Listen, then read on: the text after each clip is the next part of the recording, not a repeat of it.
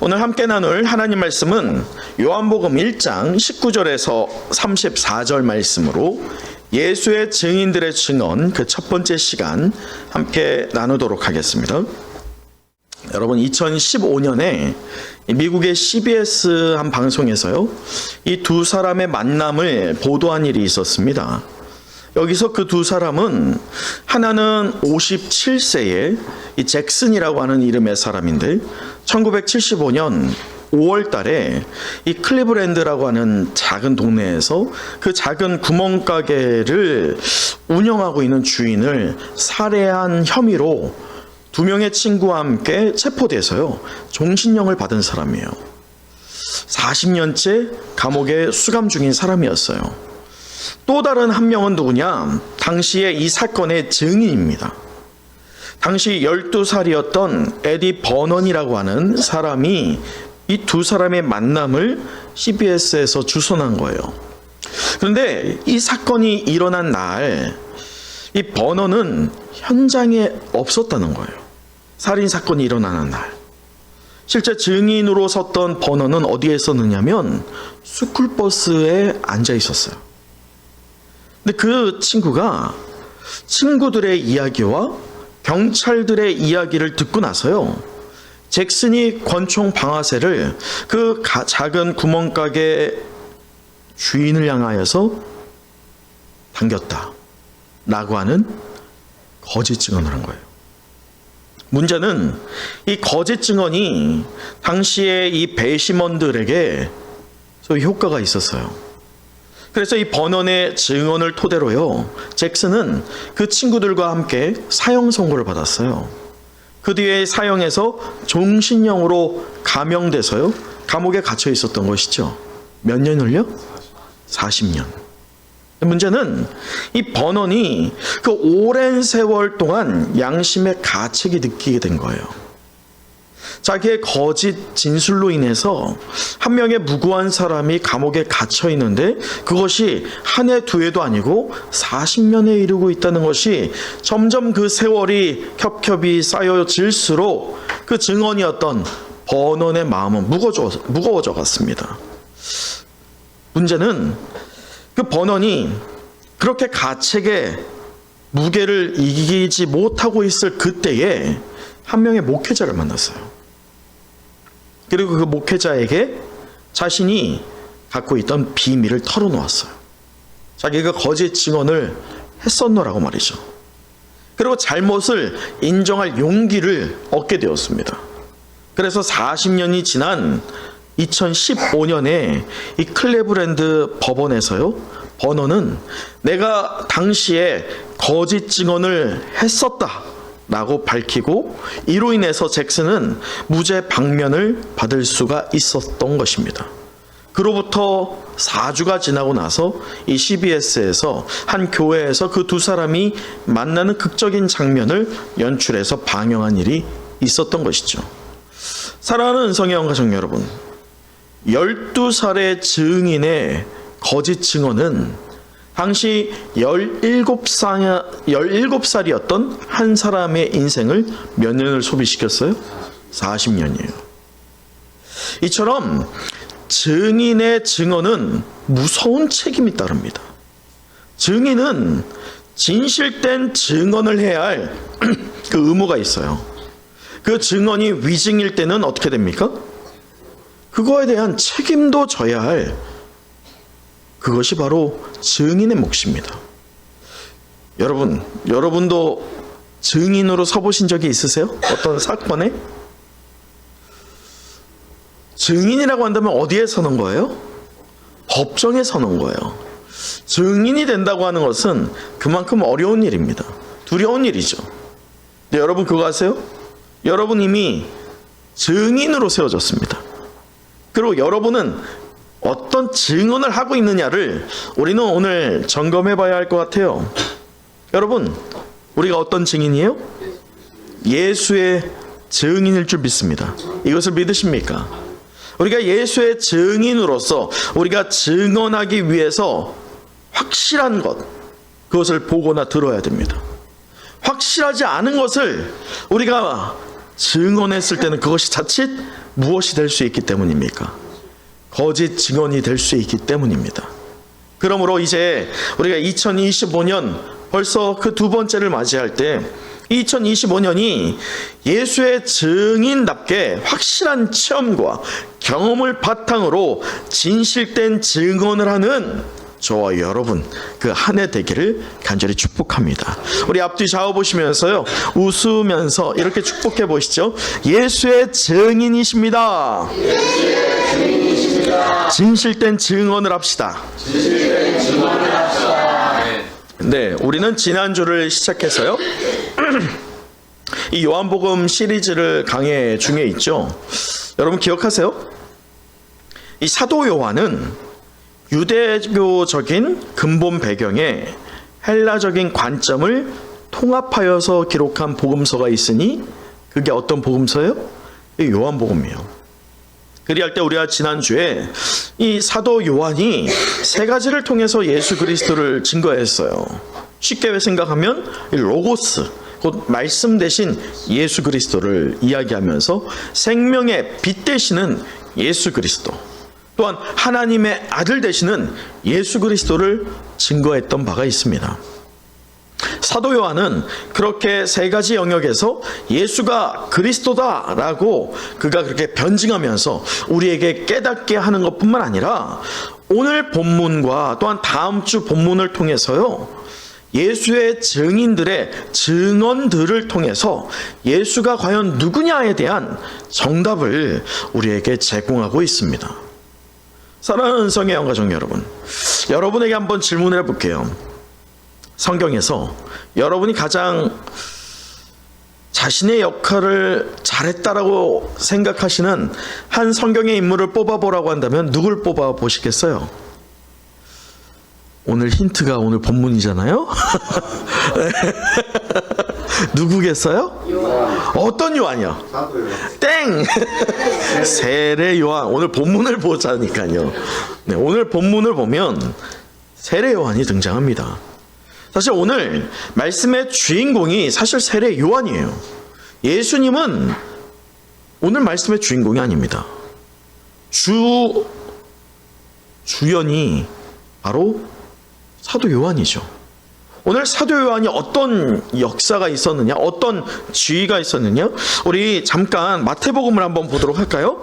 마태복음 죄송해요, 목소리가 조금 갈라지네요.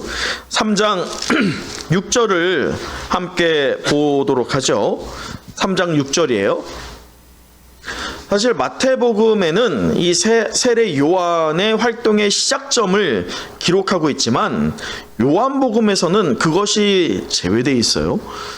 왜냐하면 다시 그것을 밝힐 필요가 사도 요한은 없다라고 생각해서 그걸 제거한 것입니다.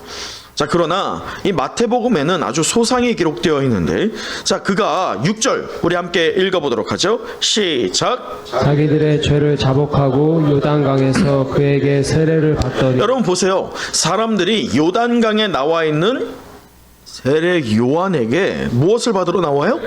세례를 받고자 나오고 있어요. 그러면서 7절 보세요. 요한이 많은 바리새인들과 사두개인들이 세례 베푼 대로 오는 것을 보고, 심지어 누구까지 오고 있어요? 많은 바리새파 사람들과 사두개파 사람들이 세례 요한에게 무엇을 받고자 나옵니까?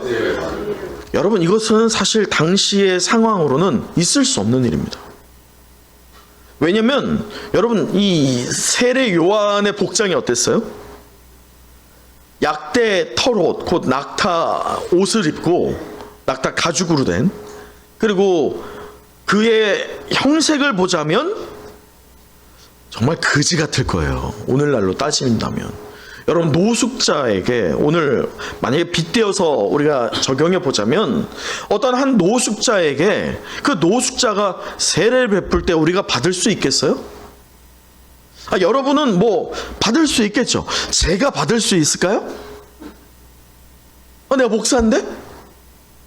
그런데 목사인 저조차도 그 형색이 말도 못할 노숙자 같은 사람에게 세례를 받을 정도로 한다면 그가 얼마나 당시에 영향이 컸는지를 우리가 엿볼 수가 있죠.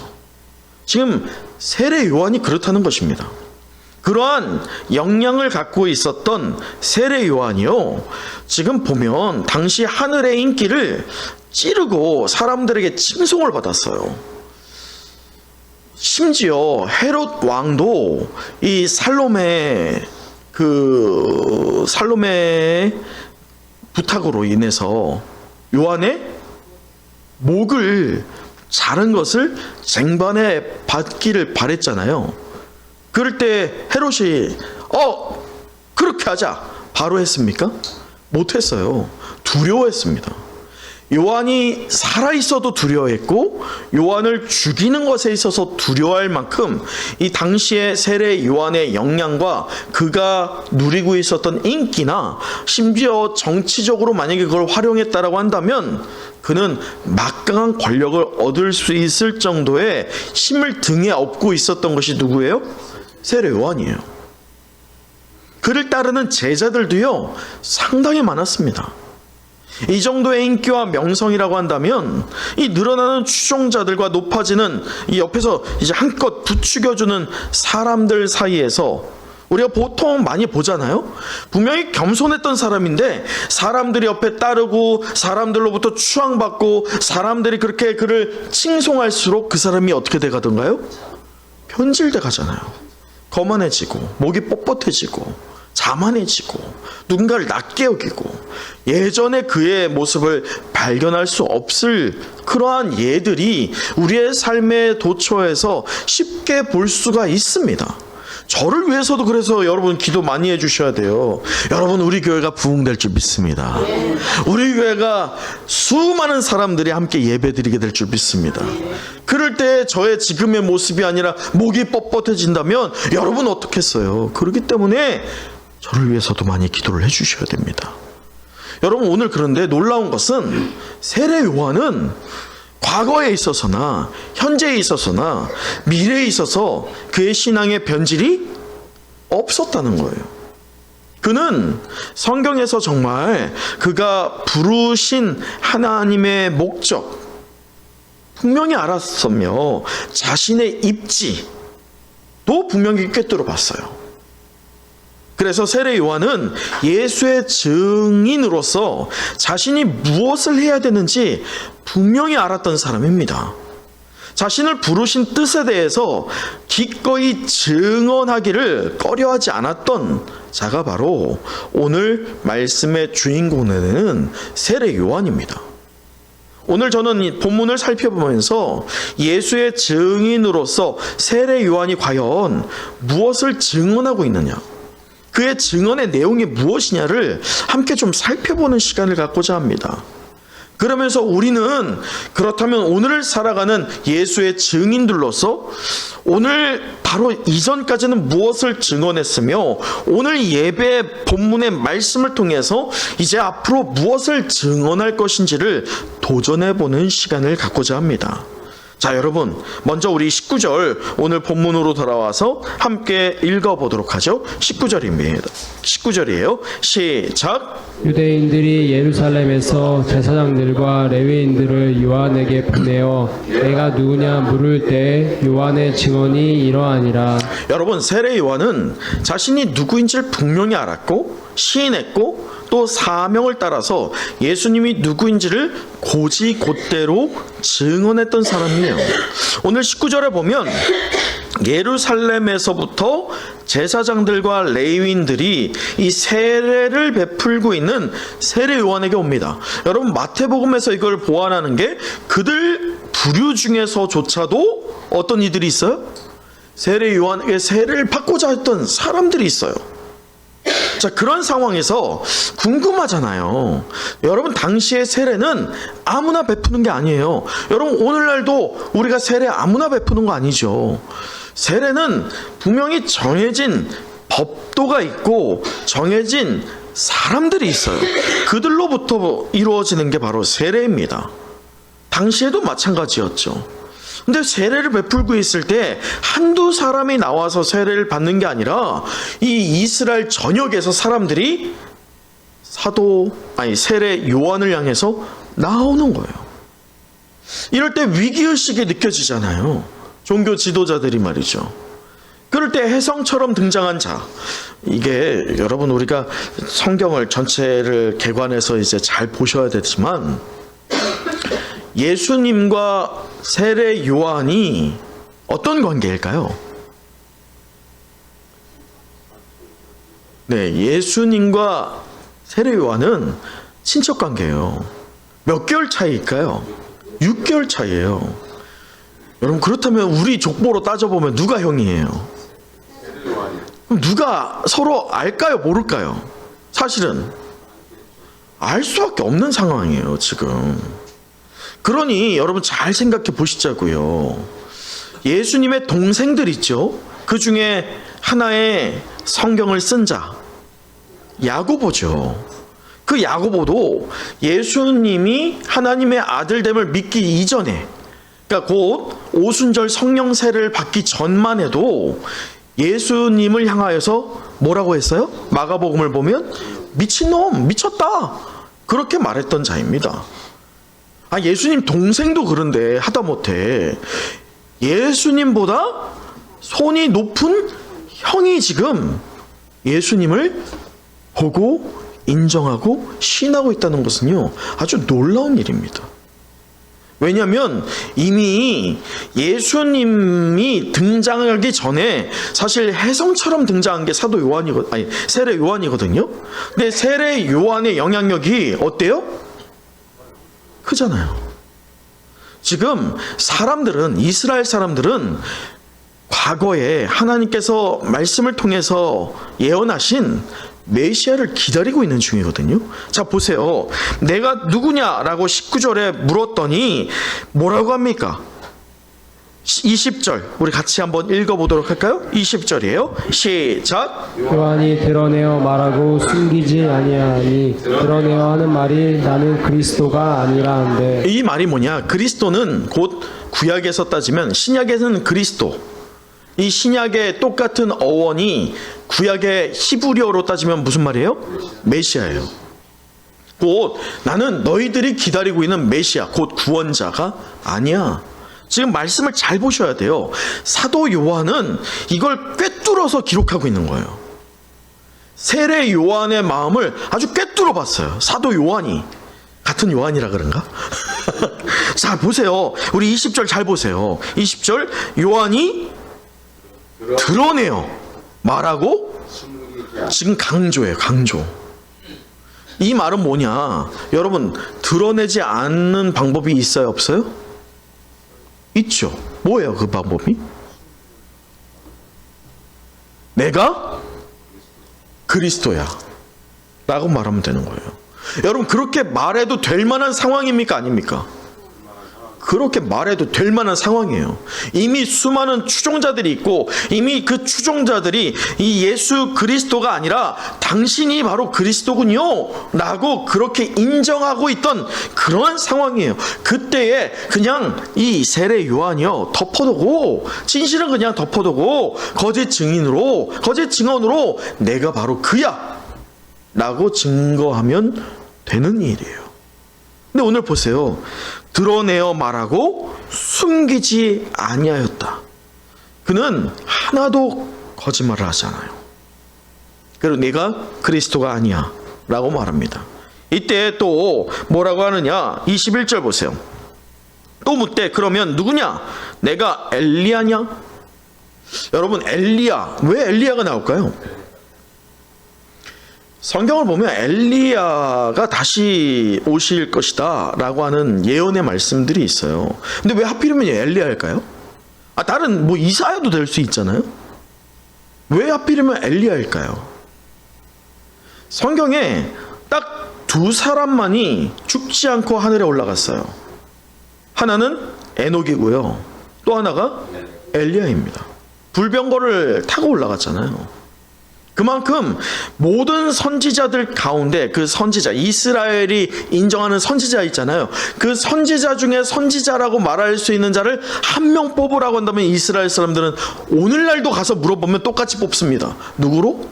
엘리야예요. 그래서 여러분, 하나님께서 이 예수 그리스도의 죽음 앞에 예수님이 내 잔을 옮겨달라고 하기 전에 변화산에 올라가시거든요. 그 변화산에서 기도하실 때 그때에 초막 셋을 베드로가 짓게 되는데, 하나는 누굴 위해서 지었어요? 그게 엘리야예요. 또 하나는요, 모세. 그게 뭐냐? 왜 모세가 나왔냐? 그게 오늘 말씀과 일치가 됩니다. 자, 말씀 보세요. 23절. 이르되 나는 22절. 또 말하되 누구냐? 우리를 보낸 이들에게 대답하게 하라. 너는 내게 대하여 무엇이라 하느냐? 라고 할 때 21절에 말하는 것처럼 엘리야하고 또 하나가 뭐가 나와요? 21절 보세요. 그 선지자는 또 누굴까요? 모세가 뭐라고 했냐면, 모세가 신명기 18장 15절에 보면 나와 같은 그 선지자가 장차 올 것이야 라고 말했어요. 그래서 이스라엘 백성들에게는 모세와 준하는, 곧 모세 같은 모세가 도래할 거야 라고 그렇게 기대하고 있었어요. 그래서 그 초막셋을 지을 때도 베드로가 짓게 된 것이, 하나는 엘리야를 위해, 하나는 모세를 위해 지은 것이 바로 이 말씀과 일치가 됩니다. 그런데 문제는 이렇게 인정을 해도 사실 내가 그리스도는 아니야. 그리스도는 아니고 내가 사실을 누구야? 내가 엘리야야. 내가 엘리야까지는 아니고, 엘리야 너무 높잖아. 엘리야까지는 아니고 내가 모세가 말하는 바로 그 사람이야. 너만 알아. 이렇게 말해도 돼야 안 돼요? 될 만한 상황이잖아요. 하지만 오늘 세례 요한은 아니야 라고 말합니다. 망설임이 없어요. 여러분, 이상하지 않으세요? 지금 돌아가는 분위기는 내가 바로 너희가 말하는 그다 라고 말해도 될 만한 분위기인데, 왜 오늘 말씀에서 이 세례 요한은 단호하게 아니야 이 세 개를 3번을 반복적으로 말하고 있느냐 라는 것입니다. 그 이유는 세례 요한은 자신의 신분과 위치를 정확하게 알고 있었기 때문입니다. 예수의 증인답게 진실된 증언을 해야 되는 의무가 자신에게 있다는 것을 알았기 때문이에요. 그래서 여러분 23절 함께 보도록 할까요? 23절이에요. 함께 읽어봅니다. 시작. 이르되 나는 선지자 이사야의 말과 같이 주의 길을 곧게 하라고 광야에서 외치는 자의 소리로라 하니라. 여러분, 우리가 여기에 주목해야 할 하나의 단어가 있어요. 그게 뭐냐면 광야에 외치는 자의 소리예요. 여러분, 소리는 실체가 있어요? 소리는 누군가가 주목시킬 수는 있어요. 외쳐서 저를 주목시킬 수는 있죠. 그러나 소리는 한번 지르고 나면 어떻게 됩니까? 그대로 사라져요. 지금 세례 요한은 자신의 입장과 위치와 사명이 무엇인지를 알았어요.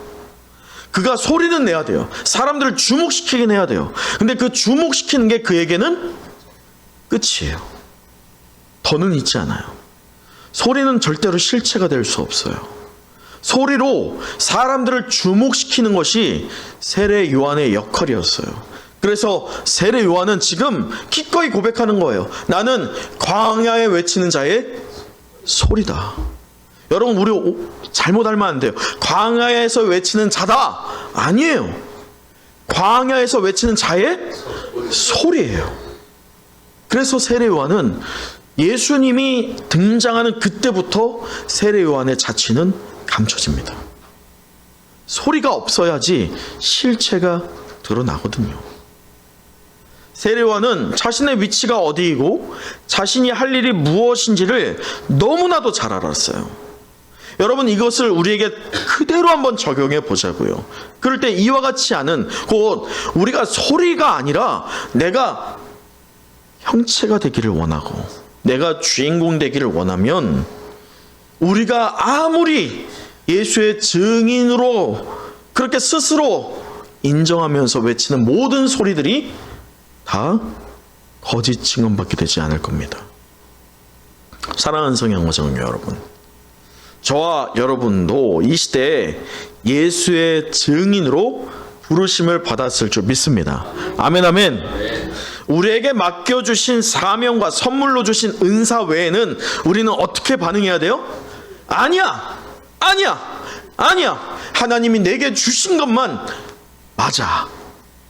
내가 온전히 드러낼 것은 예수 그리스도라고 삶으로 증거하는 저와 여러분, 우리 은성의 모든 영가족 되기를 간절히 축복합니다.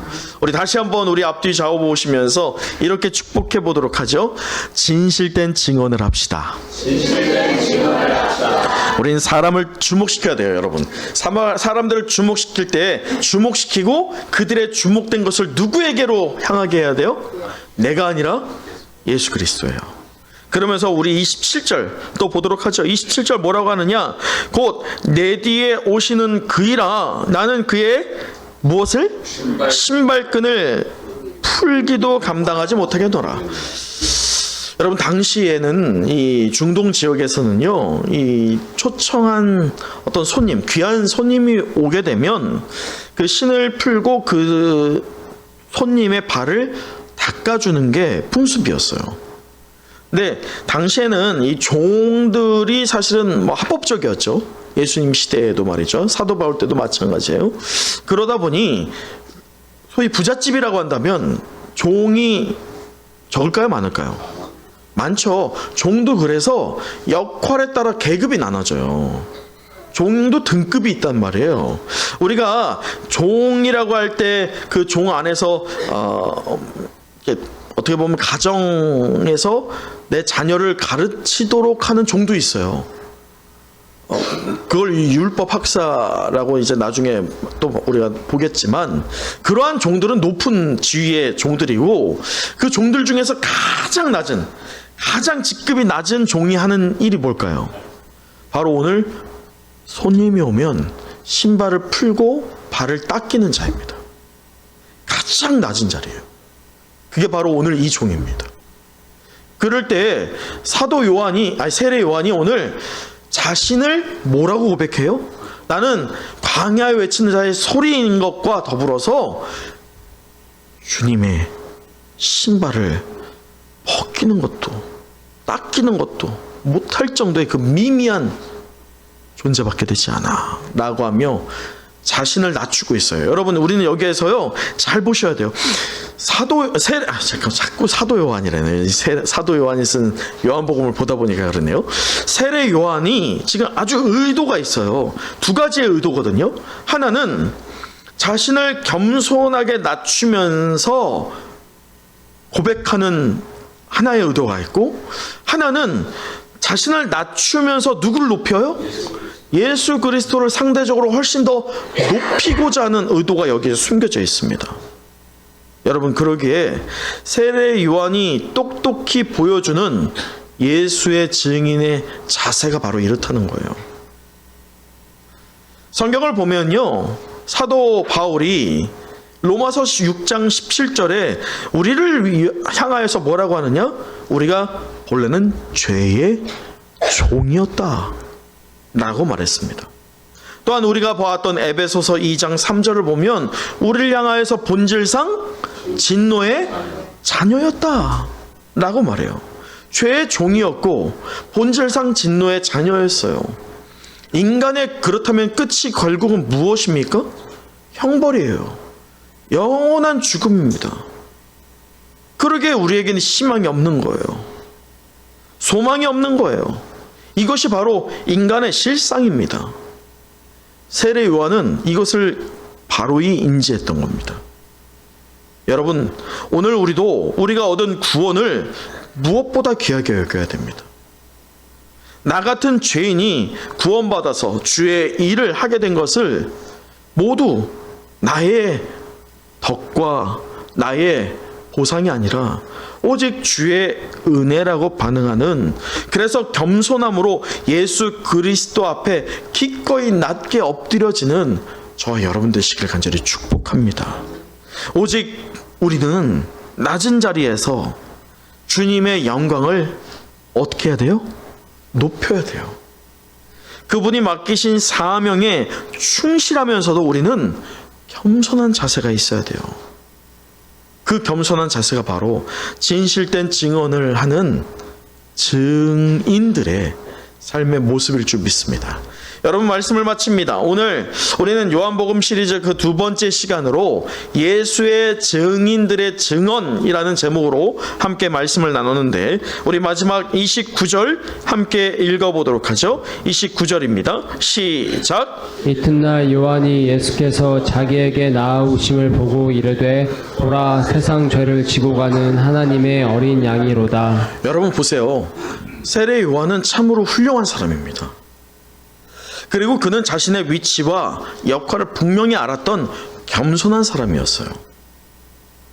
많은 사람들이 그를 메시아라고 여겼고, 그는 자신이 왜 이 땅에 왔는지에 대한 삶을 분명한 소명을 갖고 있었어요. 그러나 그는 자신이 그리스도가 아니라는 것을 증명하면서요, 오히려 예수 그리스도가 지금 눈앞에 등장했을 때 기꺼이 고백하기를, 세상 죄를 지고 가는 하나님의 어린 양이다 라고 고백합니다. 그렇게 소개하고 있어요. 이처럼 세례 요한의 사명이요, 예수의 증인으로서 그리스도의 길을 예비하는 것과 또한 이것을 증언하는 사명을 그는 담대히 실천했습니다. 이제 저와 여러분 차례입니다. 오늘 우리의 사명이 무엇인지를 잘 아셔야 됩니다. 우리의 사명이 그냥 복음으로 인해서, 믿음으로 인해서 내가 구원받았고 이 땅에서 잘 사는 것, 거기까지가 아니라 한 걸음 더 나가기를 그렇게 용기를 내보세요. 그것이 바로 우리의 신앙의 진보입니다. 그 진보가 무엇이냐? 여러분, 예수님은 분명히 한 번 오셨지만 다시 오세요. 그 재림이 있어요. 마치 사도 세례 요한이 그 예수 그리스도의 오심을 하나님의 어린 양이라고 고백하며 드러냈던 것처럼, 우리는 예수님의 그 재림을 기다리면서도 우리의 사명이 있다는 걸 잊지 않아야 됩니다. 그 사명이 무엇입니까? 그 예수 그리스도의 재림을 위해서 우리가 예수의 증인으로서 무엇을 선포하는 거예요? 복음을 선포하는 거예요. 이를 증언하면, 이 복음이 무엇인지를 삶으로 드러내면 그분의 길을 준비하는 것 될 줄 믿습니다. 그것을 준비하는 자들, 분명히 그것이 바로 저와 여러분에게 맡겨진 사명인 것이에요. 여러분, 우리는 예수의 증인으로 부르심을 받았어요. 이 말은 우리가 성령의 임재 경험이 있어야 된다는 것입니다. 오늘 33절 한번 보시죠. 나도 그를 알지 못하였으나 라고 말하잖아요. 사실은 세례 요한도 예수님이 누구인지를 알지 못했어요. 언제 알게 됩니까? 성령의 임재 후에 알게 돼요. 이처럼 여러분, 성령의 임재를 통해서요, 비로소 선명하게 예수 그리스도가 누구인지를 알았던 세례 요한처럼 그 성령의 임재가 우리 가운데 임할 때에 우리는 더 하나님을 알게 될 줄 믿습니다. 그래서 우리는 성령 충만함이 있어야 돼요. 여러분, 그러나 분명히 기억하셔야 돼요. 성령의 임재는 현상이 아니에요. 성령의 임재는 우리의 삶의 자리 가운데 임하는 것입니다. 더불어 이 성령은 다만 기운이 아니라 우리가 요한복음에 보는 것처럼 말씀이에요. 그러면 성령 운동은 곧 말씀 운동이라고 말할 수 있어요. 과언이 아니죠. 이제 그 말씀을 통해서요, 예수를 인격적으로 영접하고 성령을 통해서, 곧 무엇을 통해서? 말씀을 통해서 그분을 배우며 그분을 말씀대로 살 각오를 하는, 또 구원받은 결단을 하여서 우리의 죄된 습관들을 온전히 끊어내는 예수의 증인의 삶을 누리는 저와 여러분, 우리 은성의 모든 영가족 되기를 간절히 축복합니다.